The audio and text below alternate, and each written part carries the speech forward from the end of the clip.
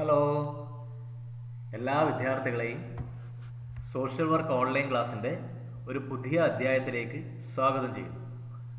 ഇന്ന് നമ്മൾ ഡിസ്കസ് ചെയ്യുന്നത് കഴിഞ്ഞ ദിവസം നടത്തിയ ക്ലാസ്സിൻ്റെ കണ്ടിന്യൂഷനാണ്. കഴിഞ്ഞ ദിവസം എന്തെല്ലാമാണ് നമ്മൾ ഡിസ്കസ് ചെയ്തത്? നമ്മൾ കഴിഞ്ഞ ദിവസം ആദ്യം ഡിസ്കസ് ചെയ്തത് ഈ വർഷം നമ്മൾ പഠിക്കേണ്ട പാഠഭാഗങ്ങൾ എന്തെല്ലാം എന്നതിനെ കുറിച്ചാണ്. നമുക്കറിയാം, നമ്മൾ ഇന്നലെ ഡിസ്കസ് ചെയ്തു, നമുക്ക് ഈ പ്രാവശ്യം 9 ചാപ്റ്റേഴ്സാണ് പഠിക്കാനുള്ളത്. നമ്മൾ ആ 9 ചാപ്റ്റേഴ്സ് എന്തെല്ലാമാണെന്ന് മനസ്സിലാക്കി. അതിനുശേഷം നമ്മൾ ഒന്നാമത്തെ ചാപ്റ്ററിലേക്ക് കടന്നു. എന്താണ് ഒന്നാമത്തെ chapter? Social work the primary methods, അല്ലേ? പ്രൈമറി മെത്തേഡ്സിന്റെ കേസ് വർക്കാണ് നമ്മൾ ആദ്യമായിട്ട് ഡിസ്കസ് ചെയ്തത്. അതിനു മുമ്പ് നമ്മൾ എന്താണ് സോഷ്യൽ വർക്കിന്റെ ഡെഫിനിഷൻ എന്ന് പഠിച്ചു. സോഷ്യൽ വർക്കിന്റെ മെത്തേഡ്സിനെ കുറിച്ച് നമ്മൾ പറഞ്ഞു. അപ്പോൾ മെത്തേഡ്സിനെ കുറിച്ച് പറയുമ്പോൾ നമ്മൾ ഡിസ്കസ് ചെയ്തു, സോഷ്യൽ വർക്കിന് പ്രധാനമായിട്ടും 2 തരം മെത്തേഡുകളാണുള്ളത്: പ്രൈമറി മെത്തേഡ്സ്, സെക്കൻഡറി മെത്തേഡ്സ്. അപ്പോൾ പ്രൈമറി മെത്തേഡ്സ് എന്നാൽ എന്താണെന്ന് നമ്മൾ ഡിസ്കസ് ചെയ്തിരിക്കും. എന്താണ് പ്രൈമറി മെത്തേഡ്സ് എന്ന് പറഞ്ഞാൽ? സോഷ്യൽ വർക്കറും ക്ലയന്റും തമ്മിലുള്ള ഒരു ഫേസ് ടു ഫേസ് കോണ്ടാക്റ്റിലൂടെ, അഥവാ ഒരു ഡയറക്റ്റ് കോണ്ടാക്ട് ആവശ്യമായ മെത്തേഡ്സ്. സോഷ്യൽ വർക്കറും ക്ലയന്റും തമ്മിലുള്ള ഒരു മുഖാമുഖ ബന്ധം, അല്ലെങ്കിൽ ഒരു നേരിട്ടുള്ള ബന്ധം ആവശ്യമായ മെത്തേഡുകളെയാണ് പ്രൈമറി മെത്തേഡ്സ് എന്ന് പറയുന്നത്. Social case work, group work and community organisation, ഇതാണ് പ്രൈമറി മെത്തേഡ്സ്. ക്ലയന്റുമായിട്ട് നേരിട്ടുള്ള ഒരു ബന്ധം ആവശ്യമല്ലാത്തത്, അല്ലെങ്കിൽ അത്യാവശ്യമല്ലാത്ത മെത്തേഡ്സ്, അല്ലെങ്കിൽ ഒരു ഡയറക്റ്റ് കോണ്ടാക്ട്, ക്ലയന്റുമായിട്ട് ഒരു നേരിട്ടുള്ള ബന്ധം അത്യാവശ്യമല്ലാത്ത മെത്തേഡ്സിനെയാണ് സെക്കൻഡറി മെത്തേഡ്സ് എന്ന് പറയുന്നത്. സെക്കൻഡറി മെത്തേഡ്സിന്റെ പ്രത്യേകത എന്ന് പറഞ്ഞാൽ, അത് പ്രൈമറി മെത്തേഡ്സിന്റെ പെർഫോമൻസ് കുറച്ചും കൂടെ എഫക്റ്റീവ് ആക്കാൻ, പ്രൈമറി മെത്തേഡ്സിന്റെ പ്രവർത്തികൾ കാര്യക്ഷമമാക്കുന്നതിന് വേണ്ടിയിട്ട് സഹായകരമായ മെത്തേഡ്സ് ആണ് സെക്കൻഡറി മെത്തേഡ്സ്. അത് നമ്മൾ പറഞ്ഞു: social action, social welfare administration, social work, research. ഇതാണ് നമ്മൾ ആദ്യം ഡിസ്കസ് ചെയ്തത്. അതിനുശേഷം നമ്മൾ ഒന്നാമത്തെ പ്രൈമറി മെത്തേഡായ സോഷ്യൽ കേസ് വർക്കിലേക്ക് കടന്നു. അതിൻ്റെ മീനിങ്, അതിൻ്റെ ഡെഫിനിഷൻസ്, അതിൻ്റെ ക്യാരക്ടറിസ്റ്റിക്സ്, അതിൻ്റെ ഒബ്ജക്റ്റീവ്സ് എന്നിവയാണ് നമ്മൾ ഡിസ്കസ് ചെയ്തത്, അല്ലേ? അപ്പോൾ ഇത് വളരെ ഡീറ്റെയിൽ ആയിട്ട് തന്നെ നമ്മൾ ഡിസ്കസ് ചെയ്തിട്ടുണ്ട്. അതിൻ്റെ നോട്ടുകളെ കുറിച്ചും നമ്മൾ ഇന്നലെ ചർച്ച ചെയ്തു. ഇനി നമ്മൾ സോഷ്യൽ കേസ് വർക്കിന്റെ അടുത്ത ഘട്ടത്തിലേക്കാണ് കിടക്കുന്നത്: principles of social case work. അപ്പോൾ അതിനു മുമ്പ് ആദ്യം തന്നെ principles of social case work നമ്മൾ ചർച്ച ചെയ്യുന്നതിന് മുമ്പ് എന്താണ് പ്രിൻസിപ്പിൾസ് എന്ന് മനസ്സിലാക്കണം. അതിനുവേണ്ടി ഞാൻ ചെറിയൊരു ഉദാഹരണം നിങ്ങളോട് പറയുകയാണ്. നമുക്ക് എല്ലാവർക്കും അറിയാം, ഹിമാലയൻ താഴ്വരകൾ ലോകത്തിലെല്ലായിടത്തുമുള്ള സഞ്ചാരികളെ വളരെയധികം അട്രാക്ട് ചെയ്യുന്ന ഒരു സ്ഥലമാണ്, അല്ലേ? ഒരുപാട് വർഷം തോറും ഒരുപാട് ടൂറിസ്റ്റുകൾ അവിടെ എത്തുന്നുണ്ട്, അല്ലേ? അവിടെ നമുക്ക് മനോഹരമായിട്ടുള്ള കൈലാസം, മാനസ സരോവരം, അതുപോലെ തന്നെ സിംല, കുളു മനാലി, അതുപോലെ തന്നെ ഗംഗ തടം, ഇങ്ങനെയുള്ള മനോഹരമായ ഒരുപാട് സ്ഥലങ്ങളുണ്ട്. പക്ഷെ അവിടെ അപ്ലൈ ചെയ്യുന്ന സമയത്ത് ചില നിർദ്ദേശങ്ങൾ, ചില നിയമാവലികൾ ഗവൺമെന്റ് നിഷ്കർഷിക്കുന്നുണ്ട്. എന്തൊക്കെയാണത്? 1, വയസ്സ്; 2, എന്തെങ്കിലും ഗുരുതരമായ രോഗം, ഹാർട്ട് ഡിസീസസ് അല്ലെങ്കിൽ ലങ്സ് ഡിസീസസ് തുടങ്ങിയവരുണ്ടെങ്കിൽ അവരെ ഉണ്ടോ എന്നുള്ള പരിശോധിക്കുന്നുണ്ട്. അതുപോലെ തന്നെ അവർ ചെയ്യേണ്ട, ടൂറിസ്റ്റുകൾ ധരിക്കേണ്ട വസ്ത്രധാരണത്തെക്കുറിച്ച് നിർദ്ദേശിക്കുന്നുണ്ട്. അതുപോലെ സമയം, അത് മൺസൂൺ ടൈമിന് അവിടത്തേക്ക് ആളുകൾക്ക് പ്രവേശനമില്ല. അതുപോലെ തന്നെ ഫുഡ്, ലൈറ്റ് ഫുഡ് ആയിരിക്കണം, ലഗേജ് ലൈറ്റ് ആയിരിക്കണം. ഇങ്ങനെ ഒരുപാട് നിർദ്ദേശങ്ങൾ ഈ ടൂറിസ്റ്റിന് മുന്നിൽ വെക്കുന്നുണ്ട്. നിങ്ങൾ ആലോചിച്ചിട്ടുണ്ടോ എന്തുകൊണ്ടാണ് ഈ നിർദ്ദേശങ്ങൾ ഈ ടൂറിസ്റ്റുകൾ പാലിക്കണം എന്ന് പറയുന്നത്? കാരണം, അതായത് ഈ നമ്മൾ ഹിമാലയ താഴ്വര എന്ന് പറഞ്ഞാൽ വളരെയധികം ഒരു അഡ്വഞ്ചറിസ്റ്റിക് ആയിട്ടുള്ള ഒരു പ്ലേസ് ആണ്. ഒരുപാട് കയറ്റമുള്ള സ്ഥലങ്ങളാണ്. അപ്പൊ ഇപ്പോൾ ഇവിടെ യാത്ര ചെയ്യുന്നവര്, അസുഖമുള്ളവർക്കൊക്കെ ആ ടാസ്ക് കംപ്ലീറ്റ് ആക്കാൻ ബുദ്ധിമുട്ടാണ്. ശ്വാസ പ്രശ്നമുള്ളവർക്കൊക്കെ ബുദ്ധിമുട്ടാണ്. അതുപോലെ വസ്ത്രധാരണത്തിനൊക്കെ മഞ്ഞ്, അതുപോലെ തണുപ്പുള്ള സ്ഥലങ്ങളായതുകൊണ്ട് നമുക്ക് വസ്ത്രധാരണത്തിലൊക്കെ അതിൻ്റെതായ നിബന്ധനകളുണ്ട്. ഈ നിബന്ധന പാലിക്കുന്നവർക്ക് മാത്രമേ ആ ഹിമാലയം താഴ്വരയുള്ള സ്ഥലങ്ങൾ അല്ലെങ്കിൽ ആ ഹിമാലയൻ താഴ്വര കൈലാസത്തിലൊക്കെ പോകാൻ പറ്റുകയുള്ളൂ. അപ്പോൾ അതുകൊണ്ടാണ് ഈ നിർദ്ദേശങ്ങൾ വെക്കുന്നത്. അതുപോലെ പല മേഖലകളിലും ഈ നിർദ്ദേശങ്ങളുണ്ട്. നമുക്കറിയാം ഡ്രൈവിംഗ് ചെയ്യുന്ന സമയത്ത് ഡ്രൈവിംഗ് അറിഞ്ഞാൽ മാത്രം പോരാ. റോഡിലൂടെ ഇറങ്ങുന്നുണ്ടെങ്കിൽ നമുക്ക് ചില ഗൈഡ് ലൈൻസ്, ചില റൂൾസ് നമുക്ക് പാലിക്കണം. എന്നാൽ മാത്രമേ നമ്മൾ ഡ്രൈവിംഗ് കറക്റ്റ് ആവുള്ളൂ, ആക്സിഡൻ്റ് ഒന്നും കൂടാണ്ട് നമുക്ക് സേഫായിട്ട് നമ്മളുടെ ഡെസ്റ്റിനേഷനിലേക്ക് എത്താൻ പറ്റുള്ളൂ. അതുപോലെ എല്ലാ ടാസ്ക് ചെയ്യുമ്പോൾ, ഏതൊരു ടാസ്ക് ചെയ്യുമ്പോൾ, ഇപ്പോൾ ക്രിക്കറ്റ് മാച്ച് ആയാലും ബാറ്റ് ചെയ്യുന്നവർ ചില ഗൈഡ് ലൈൻസ്, ഫീൽഡ് ചെയ്യുന്നവർക്ക് ചില ഗൈഡ് ലൈൻസ് ഉണ്ട് ഇല്ലേ? എല്ലാ ടാസ്ക് ചെയ്യുന്ന സമയത്തും ചില ഗൈഡ് ലൈൻസ് നമ്മൾ ഫോളോ ചെയ്യേണ്ടതുണ്ട്, ചില റൂൾസ് ആൻഡ് റെഗുലേഷൻസ് ഫോളോ ചെയ്യേണ്ടതുണ്ട്.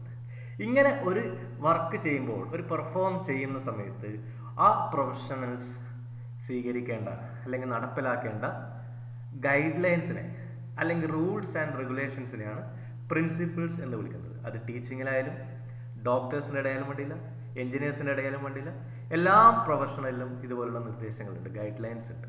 സോഷ്യൽ വർക്കിലും അതിൻ്റെതായ ഗൈഡ് ലൈൻസ് ഉണ്ട്. അങ്ങനെ principles are the rules or guide lines for any successful action. Social casework has its own specific principle for its effective practice.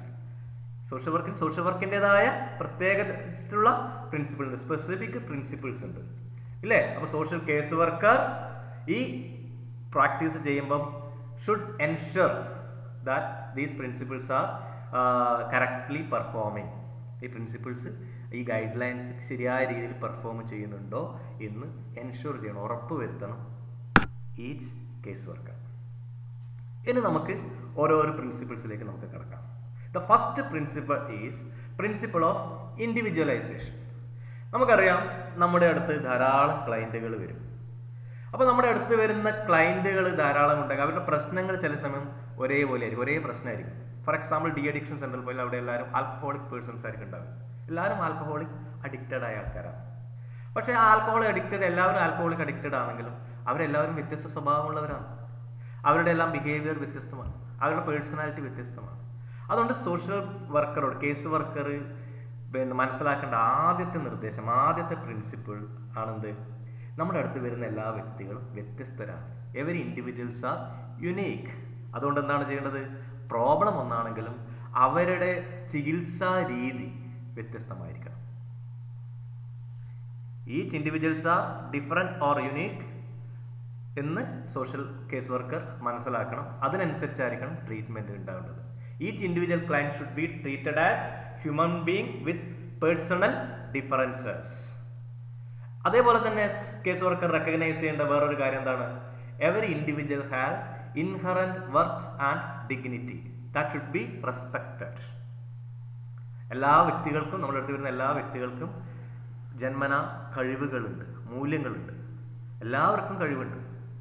അത് എങ്ങനെയുള്ള person ആയിക്കോട്ടെ, അവർക്കെല്ലാം കഴിവുകളുണ്ടെന്നും മൂല്യങ്ങളുണ്ടെന്നും അതിൽ ചില അപാധകളുണ്ട് എന്ന് മാത്രമേ ഉള്ളൂ. അത് നമ്മൾ ചികിത്സിച്ച് നമ്മൾ ഭേദമാക്കണം. So every individual should be considered unique and also should understand, recognise the inherent worth and dignity of each individual. എല്ലാ ക്ലയൻറ്റിനെയും വ്യത്യസ്തരാണ്. ഇതാണ് principle of individualisation. Then we can move into the next principle, that is principle of acceptance. Acceptance പറഞ്ഞാൽ അംഗീകരിക്കുക എന്നാണ്, അല്ലെങ്കിൽ സ്വീകരിക്കുക എന്നാണ്. നമ്മളടുത്ത് വരുന്ന ക്ലയൻറ്റിന് ഇതെങ്ങനെ ആയിക്കോട്ടെ, പലതരത്തിലുള്ള പ്രോബ്ലംസ് ഉള്ളവരുണ്ടാവും, എയ്ഡ്സ് പേഷ്യൻസ് ഉണ്ടാവും അല്ലേ, അഡിക്റ്റഡ് ആയ ആൾക്കാരുണ്ടാവും, ആക്രമണ വാസനയുള്ളവരുണ്ടാവും അല്ലേ, അങ്ങനെ പലതരത്തിലുള്ള ക്ലയൻസ് ഉണ്ടാവും. പക്ഷെ എങ്ങനെ ക്ലയൻസ് ഉണ്ട് അല്ലെ, ആര് വന്നാലും നമ്മൾ അവരെന്ത് ചെയ്യണം? We should accept them, accept him, accept her as he is or as she is, with all their limitations and weakness. അവർക്ക് ഒരുപാട് ലിമിറ്റേഷൻസ് ഉണ്ടാവും, അവർക്ക് ഒരുപാട് വീക്ക്നെസ് ഉണ്ടാവും, അവർക്ക് ഒരുപാട് സ്ട്രെങ്ത്സ് ഉണ്ടാവും, കഴിവുകളും ഉണ്ട്. അപ്പോൾ അവരെ നമ്മൾ എങ്ങനെയാണോ അവരുള്ളത് അതൊക്കെ അംഗീകരിച്ചു കൊണ്ട് നമ്മൾ അവരെ സ്വീകരിക്കണം. എന്നാൽ നമ്മൾ അവരെ ഫുള്ളായിട്ട് അംഗീകരിക്കുന്നുണ്ടെങ്കിൽ എന്താണ്? അവർ നമ്മളെ മുന്നിൽ ഒന്നും ഡിപ്പെൻഡ് ചെയ്യില്ല അല്ലേ. നമ്മൾ ചില ആൾക്കാർ ഒരു പുതിയ ആൾക്കാരുടെ മുന്നാൽ ഒരുപാട് സബ്ലിമേഷൻ, ഒരുപാട് പിന്തിരിപ്പൽ നയം നടത്തും, സംസാരിക്കില്ല, തുറന്ന് സംസാരിക്കില്ല. പക്ഷെ നമ്മൾ അവരെ അക്സെപ്റ്റ് ചെയ്യുന്നുണ്ട് എന്ന് അവർക്ക് തോന്നുന്നുണ്ടെങ്കിലോ അവർ യാതൊരു നിരാകരിക്കാണ്ട് അവർ ഉള്ളു തുറന്ന് നമ്മളോട് സംസാരിക്കും അല്ലേ. They will counter accept you they will counter accept the social worker. അവർ തിരിച്ച് സോഷ്യൽ വർക്കറെ കേസ് വർക്കറെയും അംഗീകരിക്കും. അപ്പോൾ അവിടെ നല്ലൊരു റിലേഷൻഷിപ്പ് ഉണ്ടാകും. നമ്മൾ നേരത്തെ പറഞ്ഞു relationship is the base of social work it self. അപ്പോൾ ആക്സെപ്റ്റ് ചെയ്യുക, അപ്പോൾ തിരിച്ച് നമ്മളെയും ആക്സെപ്റ്റ് ചെയ്യും. ഒരു മ്യൂച്വൽ റിലേഷൻഷിപ്പ് അവിടെ ഉണ്ടാവും. Accept the client as he is with all his limitations and weakness. Okay, മനസ്സിലായി എന്ന് വിചാരിക്കുന്നു. നമുക്ക് അടുത്ത പ്രിൻസിപ്പിൾസിലേക്ക് കിടക്കാം. Principle of purposeful expression of feelings. നമുക്കറിയാം ക്ലയന്റിന് ഒരുപാട് ഇമോഷണൽ ഫീലിങ്സ് ഉണ്ടാവും അല്ലേ? ഒരുപാട് നമ്മുടെ ക്ലാസ്സിലെ കുട്ടിയായിരിക്കും, ഒരുപാട് ഫീലിങ്സ് ഉണ്ടാവും. ആരോടും പറയാണ്ട് നിൽക്കുകയാണ് അല്ലേ? ആരുടെ മുന്നിൽ ആരോടും പറയാണ്ട് ഇത് ആരോടാ പറയേണ്ടതെന്ന് വെച്ച് ഇങ്ങനെ നിൽക്കുകയാണ്. അപ്പോൾ അവസാനമായിട്ട് ഒരു അത്താണി എന്ന രീതിയിലാണ് സോഷ്യൽ വർക്കറുടെ അടുത്ത് വരുന്നത്, കേസ് വർക്കറുടെ അടുത്ത് വരുന്നത്. സോ സോഷ്യൽ കേസ് വർക്കർ ഇവിടെ ചെയ്യേണ്ടത് എന്താണ്? ഒരു വെന്റിലേഷൻ അവിടെ ഉണ്ടാക്കണം. ആ ക്ലയൻറ്റിൻ്റെ ഇമോഷൻസ് കംപ്ലീറ്റ് ആയിട്ട് എക്സ്പ്രസ് ചെയ്യാൻ, പുറത്തു വരാനുള്ള ഒരു അവസരം അവിടെ ഉണ്ടാക്കി കൊടുക്കണം. ഓക്കെ, ചില സമയത്ത് സോഷ്യൽ വർക്കർ അവരെ സപ്പോർട്ട് ചെയ്യണം, പ്രോത്സാഹിപ്പിക്കേണ്ടി വരും, ഫുള്ളായിട്ട് അത് വെന്റിലേറ്റ് ചെയ്ത് പോകുന്നതിന് വേണ്ടിയിട്ട്. So the social worker should create an atmosphere in which the client can express his feeling freely and without any fear. ഒരു പേടിയും കൂടാണ്ട് വളരെ ഫ്രീ ആയിട്ട് എക്സ്പ്രസ് ചെയ്യാനുള്ള ഒരു വേദി ഉണ്ടാക്കി കൊടുക്കണം. പ്രത്യേകിച്ച് നെഗറ്റീവ് ഇമോഷൻസ് ചിലപ്പോൾ സൈലൻ്റ് ആയിരിക്കും അല്ലേ? അപ്പോൾ അതൊക്കെ നമ്മൾ സപ്പോർട്ട്, അത് ഒരു ഫീലിംഗ് ആണ് സൈലൻ്റ് ആയിട്ട് നിൽക്കുന്നത്. Even silence is A communication, is A feelings express ചെയ്യുന്നതായിരിക്കും. അത് നമ്മൾ ശരിയായ രീതിയിൽ അത് കംപ്ലീറ്റ് പിന്നെ പുറത്തേക്ക് വരുന്നതിന് വേണ്ടിയിട്ടുള്ള സപ്പോർട്ട്, പ്രോത്സാഹനം സോഷ്യൽ വർക്ക് കൊടുക്കണം. പിന്നെ അതിനെ തള്ളിപ്പറയാനോ കാര്യങ്ങളോ ഒന്നും ചെയ്യാൻ പാടില്ല.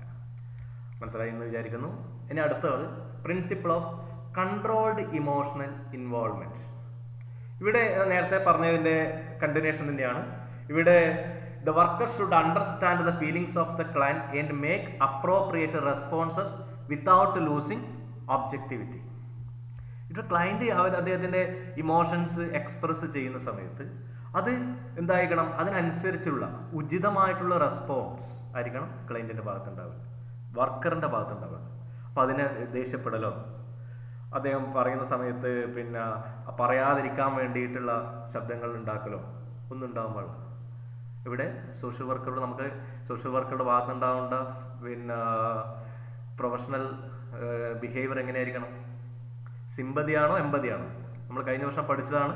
It should be empathetic. നമ്മൾ അവരോട് പിന്നെ സഹതാപമല്ല വേണ്ടത്, അല്ലാണ്ട് അപ്പതറ്റിക് പോകാൻ പാടില്ല. മറിച്ച് നമ്മൾ ഒരു എംപതറ്റിക് ബിഹേവിയർ ആയിരിക്കണം. നമ്മൾ അവരെ സംരക്ഷിക്കുന്നത്, നിങ്ങളെ സംരക്ഷിക്കാൻ, നിങ്ങളുടെ ഡെവലപ്പ് ചെയ്യാൻ ഞാൻ തയ്യാറാണ് എന്നുള്ളൊരു സഹഭാവം, ഒരു അഷ്വറൻസ് അവർക്ക് ഉണ്ടാക്കി കൊടുക്കണം. അതാണ് എംപതറ്റിക്. അതായത് ക്ലയൻറ്റിൻ്റെ ഇമോഷണൽ ബേസ്റ്റ് ഔട്ട് ചെയ്യുമ്പോൾ ഒരു അപ്രോപ്രിയേറ്റ് ആയിട്ടുള്ള, വിത്തൗട്ട് ലൂസിങ് ദ ഒബ്ജക്റ്റിവിറ്റി, അല്ല ഒരു സബ്ജക്റ്റീവ് ഫീലിങ്സ് ഒന്നും ഉണ്ടാകാൻ പാടില്ല. തികച്ചും പ്രൊഫഷണൽ ആയിട്ടുള്ള ഒരു ബിഹേവിയർ അല്ലേ? ഞാൻ നിങ്ങളെ സഹായിക്കാം, ഒരു എംപതറ്റിക് ആറ്റിറ്റ്യൂഡിലൂടെ അപ്രോപ്രിയേറ്റ് ആയിട്ടുള്ള ഒരു ഫീലിങ്സ് ആയിരിക്കണം, ഒരു ഇമോഷൻ ഇൻവോൾവ്മെൻ്റ് ആയിരിക്കണം കേസ് വർക്കറുടെ ഭാഗത്തുണ്ടാകുന്നത്. വളരെ ഇമ്പോർട്ടൻ്റ് ആണ്. ഇതൊക്കെ നിർദ്ദേശങ്ങളാണ്. നമ്മളൊരിക്കലും നമ്മളൊരു വ്യക്തി എന്ന രീതിയിലല്ല. നമ്മൾ സോഷ്യൽ വർക്കറായി ജോലി ചെയ്യുന്ന സമയത്ത് അല്ലെ, നമ്മളെല്ലാവരും ഇൻഡിവിജ്വൽസ് ആണ്, നമുക്ക് നമ്മുടേതായ സബ്ജക്റ്റീവ് ഉണ്ട്. പക്ഷേ സോഷ്യൽ വർക്കറായിട്ട് വരുന്ന സമയത്ത് നമ്മൾ ആ പ്രൊഫഷണൽ രീതി ആയിരിക്കണം, സിമ്പതറ്റിക് അല്ല empathetic. Okay, we can move into the next principle of non judgemental attitude. ഇത് വളരെ ഇമ്പോർട്ടൻ്റ് ആണ്. നമ്മളടുത്ത് വരുന്ന ക്ലയൻറ്റിൻ്റെ അപ്പിയറൻസ് കൊണ്ടോ സ്വഭാവം കൊണ്ടോ അല്ലേ പേര് കൊണ്ടോ ഒന്നും നമ്മൾ അവരെ ഒരു പ്രീ ജഡ്ജ്മെൻറ്റ് ചെയ്യാൻ പാടില്ല, നേരത്തെ ജഡ്ജ് ചെയ്യാൻ പാടില്ല അല്ലേ? ഇവനിങ്ങനെ ആയിരിക്കും, അതിന് അത്തരത്തിലുള്ള ഒരു ജഡ്ജ്മെൻറ്റ്, ഒരു പ്രീ ജഡ്ജ്മെൻറ്റ് ഉണ്ടാകാൻ പാടില്ല.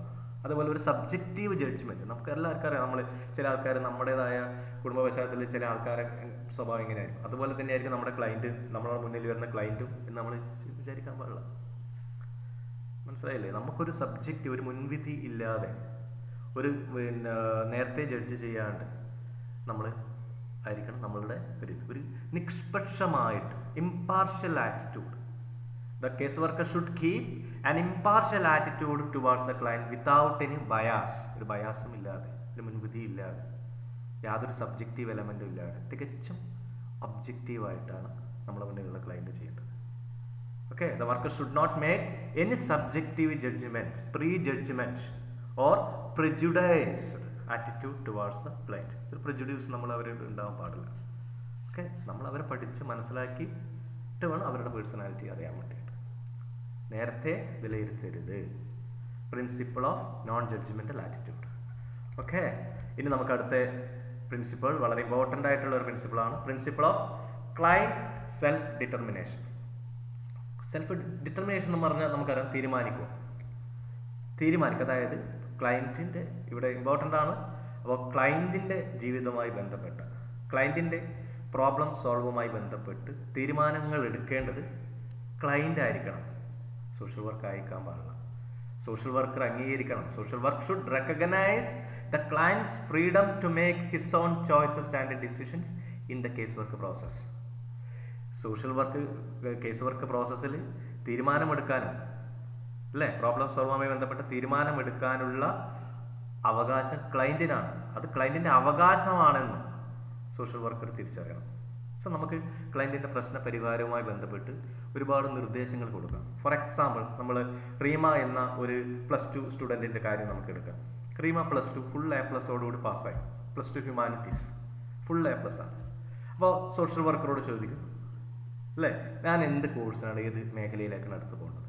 അപ്പോൾ അദ്ദേഹം ഒരു സോഷ്യൽ വർക്കർ ആയതുകൊണ്ട് സോഷ്യൽ വർക്ക് പോയിക്കോ, നിനക്ക് നല്ല കഴിവുണ്ട്, അതിലേക്ക് നമ്മൾ തിരിച്ചുവിടാൻ പാടില്ല. മനസ്സിലായില്ലേ? അവിടെ തീരുമാനമെടുക്കുന്നത് ഡിറ്റർമൈൻ ചെയ്യുന്ന സോഷ്യൽ വർക്കറാണ്. മറിച്ച് സോഷ്യൽ വർക്കർക്ക് എന്ത് ചെയ്യാം, കേസ് വർക്കർക്ക് എന്ത് ചെയ്യാം, റീമിയോട് ഓരോരോ മേഖലയിലൂടെയും പോസിറ്റീവ് നെഗറ്റീവ് ആയിട്ടുള്ള കാര്യങ്ങൾ പറയും അല്ലേ. എക്കണോമിക്സിന് പോയാൽ ഇന്ന കാര്യങ്ങളുണ്ട്, ഡിഗ്രി എക്കണോമിക്സിന് പോയി ഇന്ന കാര്യങ്ങളുണ്ട്, സോഷ്യൽ വർക്കിൻ്റെ കാര്യങ്ങൾ ഇതാണ്, അതിൻ്റെ ഗുണങ്ങൾ ഇതാണ്, അതിന് ഇന്ന പേഴ്സണാലിറ്റി ട്രേറ്റ്സ് വേണം. ജേർണലിസത്തിന് പോകാം, ഹോട്ടൽ മാനേജ്മെൻറ്റിന് പോകാം, അതിനൊക്കെ വേണ്ടുന്ന കാര്യങ്ങൾ, സാമ്പത്തിക ചെലവൊക്കെ ഇതൊക്കെയാണ്. അപ്പോൾ ഇതൊക്കെ ഓരോന്നിൻ്റെയും ഗുണവശവും മോശവശവും പറഞ്ഞ് ചോയ്സസ് കൊടുക്കുക. ദ അൾട്ടിമേറ്റ് ഡിസിഷൻ എടുക്കേണ്ടത് ക്ലയൻ്റ് ആയിരിക്കണം. അത് എന്ത് പ്രോബ്ലവുമായി ബന്ധപ്പെട്ടിട്ട് നമുക്ക് ആ പ്രോബ്ലംസ് വേണ്ട വഴികൾ പറഞ്ഞു കൊടുക്കുന്നു, ചോയ്സസ് കൊടുക്കുന്നു. ഡിസിഷൻ എടുക്കേണ്ടത് ക്ലയൻ്റ് ആയിരിക്കണം. അത് ക്ലയൻറ്റിൻ്റെ അവകാശമാണ്. It is the right of the client to take decisions in his life. അദ്ദേഹത്തിൻ്റെ ജീവിതമാണ്, അതിൽ ഡിസിഷൻ എടുക്കേണ്ടത് അദ്ദേഹമാണ്. അതുപോലെ നമുക്കറിയാം, change is most effective when it comes from within. മാറ്റം ഏറ്റവും എഫക്റ്റീവ് ആവുള്ളപ്പോഴാണ് അത് ഫ്രം വിത്തിൻ, നമ്മുടെ മനസ്സിൽ നിന്ന്. മാറേണ്ട ആൾ വിചാരിക്കണം, ഐ ഹാവ് ടു ചേഞ്ച്. അപ്പം നമ്മൾ പ്രഷറൈസ് ചെയ്താൽ, സമ്മർദ്ദം ചെലുത്തിച്ച് ഇതുപോലെ ചെയ്താൽ അത് മാറില്ല, പഴയ അവസ്ഥയിലേക്ക് തന്നെ എത്തും.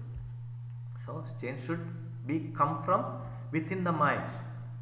അത് ആ ഫിലോസഫിക്കൽ വാല്യൂസ് മനസ്സിലാക്കിയിട്ട് വേണം നമ്മൾ ക്ലയൻറ്റിനെ അപ്രോച്ച് ചെയ്യാൻ. And the last principle of confidentiality. Confidentiality നമുക്ക് എല്ലാവർക്കും അറിയാം, കഴിഞ്ഞ വർഷം നമ്മൾ പഠിച്ചതാണ്. സോഷ്യൽ വർക്കിൻ്റെ രഹസ്യം സൂക്ഷിക്കണം.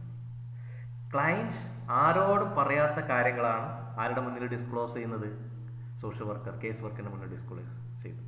അങ്ങനെ ക്ലയൻറ്റ് ഡിസ്ക്ലോസ് ചെയ്ത പറഞ്ഞ വിവരങ്ങൾ, information should be maintain secretly. അത് ഏറ്റവും വലിയ ഇമ്പോർട്ടൻ്റ് ആണ്. ക്ലയൻറ്റ് അത് കേസ് വർക്കിൻ്റെ ഓരോരോ പ്രോസസ്സിൻ്റെ ഓരോരോ ഘട്ടത്തിലും ആ എൻഷുർ കൊടുക്കണം. നീ പറയുന്ന കാര്യങ്ങൾ സീക്രട്ടായിട്ട് കോൺഫിഡൻഷ്യൽ ആണ് എന്നുള്ളത് നമ്മൾ അവരെ ബോധ്യപ്പെടുത്തിക്കൊണ്ടേ നിൽക്കണം. അവർക്ക് ഡൗട്ട് ഉണ്ടാവും. സോ നമ്മൾ ഓരോരോ ഘട്ടത്തിലും നമ്മൾ എന്ത് ചെയ്യണം? നമ്മൾ ഇത് ഷുഡ് ബി, ഇത് പറയുന്ന കാര്യങ്ങളെല്ലാം കോൺഫിഡൻഷ്യൽ ആയിരിക്കും. പക്ഷെ ചില കാര്യങ്ങൾ നമുക്ക് ഈ കോൺഫിഡൻഷ്യൽ പിന്നെ ചില സമയത്ത് മറികടക്കേണ്ടി വരും. ഫോർ എക്സാമ്പിൾ, ഒരു റെഫറൽ ട്രീറ്റ്മെൻറ്റ്, കൂടുതൽ വലിയൊരു ട്രീറ്റ്മെൻറ്റ് ഉണ്ടാകുന്ന സമയത്ത് അവിടുത്തെ സൈക്കോളജിസ്റ്റിനോടോ ഡോക്ടറോടോ നമുക്ക് നമ്മൾ ചികിത്സിക്കുമ്പോൾ ഇന്ന കാര്യങ്ങൾ നമ്മൾ ഒബ്സർവ് ചെയ്തതെന്ന് പറയും. അത് ക്ലയൻറ്റിൻ്റെ ഭാവിക്ക് വേണ്ടി മാത്രമാണ്. അല്ലാണ്ട് മറ്റ് കാര്യങ്ങളിലോ മറ്റ് സാഹചര്യങ്ങളിലൊന്നും ക്ലയൻറ്റ് നമ്മളോട് ഷെയർ ചെയ്ത കാര്യങ്ങൾ നമ്മൾ റിവീൽ ചെയ്യരുത്. It is maintaining the secrecy of information disclosed by the client during the case work process. What the client reveals to the case worker is not to be discussed outside. Client നമ്മൾ discuss ചെയ്ത കാര്യങ്ങൾ നമ്മളൊരിക്കലും പുറത്ത് പറയരുത്.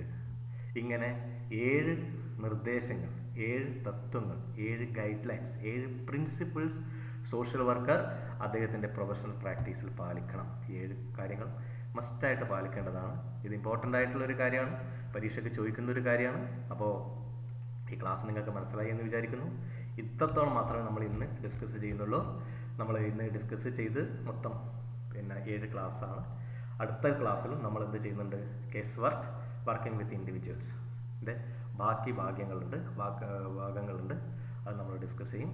ഇന്ന് ഇതിൻ്റെ ഈ കാര്യങ്ങൾ ക്ലാസ് 2-3 പ്രാവശ്യം കേട്ട് നോട്ട് ഇതിൻ്റെ കൂടെ എഴുതി പഠിച്ചു വെക്കുക. ഡൗട്ട്സ് ഉണ്ടെങ്കിൽ നമുക്ക് അടുത്ത ക്ലാസ്സിൽ ക്ലിയർ ചെയ്യാം. അപ്പോൾ എല്ലാവർക്കും ക്ലാസ് മനസ്സിലായി എന്ന് വിചാരിക്കുന്നു. അപ്പോൾ അടുത്ത ക്ലാസ്സിൽ കാണുന്നവരെ ഗുഡ് ബൈ.